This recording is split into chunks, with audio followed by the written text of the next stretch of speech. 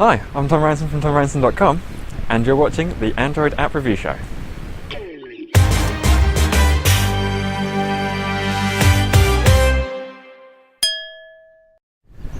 So hi, and welcome to the new format for the Android App Review Show.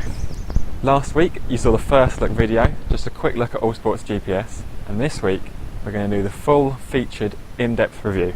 We're outside in the lovely weather since we're looking at a GPS app, and we're going to go on a nice walk out the back of my garden. So, without further ado, let's dive straight in and make our way off. So here we are out on our walk, and the app's doing its thing and tracking me. It's got some interesting stats on the screen that keeps me up to date with how things are going. Let's just have a look at what we've got. Here we've got the distance that we've travelled so far and a total time. We also have a pace, how many minutes it takes us to do a mile, but because we're resting, it says at the top here, because we've stopped moving, it's 00. There's also a big map so that we can see where we're going and where we need to go, just in case we get lost. And we can also change through different types of maps: topographical, aerial, hybrid and terrain. Interesting thing about the app is that it will cache these maps in the memory, so if you lose your signal, the maps will stay there. So that's everything that I wanted to talk about here. Let's carry on with our journey and we'll see what else this app's got to offer as we find it out. So, we've been walking for a little bit now and it's getting pretty cold, and as you can see behind me, the clouds are starting to roll in. So I thought, what more perfect opportunity to check out the weather feature in AllSport GPS. Now this is where I've come into my first problem, because it's saying at the top of my screen that it's 53 degrees Fahrenheit. I don't really work in Fahrenheit, I prefer to work in Celsius, so I thought that's no problem, I'll just change it in the options.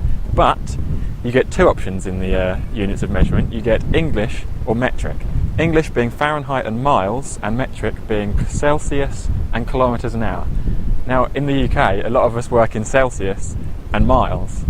It would be nice if I had the opportunity to change those things individually, but that's just a small gripe, because the weather application is full featured and it tells me full forecast for the next 5 days, what's going on now, the temperature and the current weather conditions. Although honestly, I can see the current weather conditions, so I don't need that.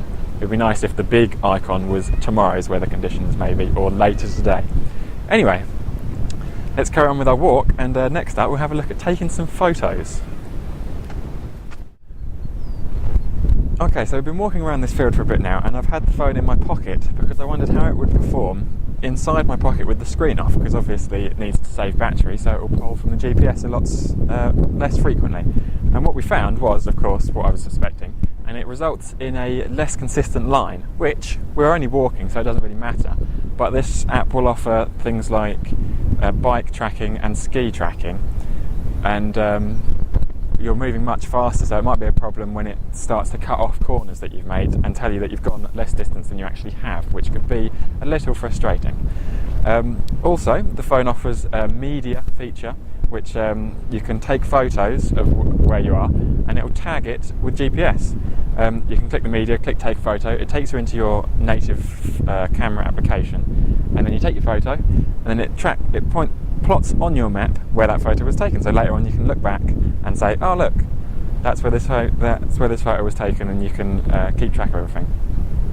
One problem that I've just discovered between takes was that when I click the home button to go back to use the phone for its actual purpose, making calls, text messages, that sort of thing, it's deleted my progress with the walk.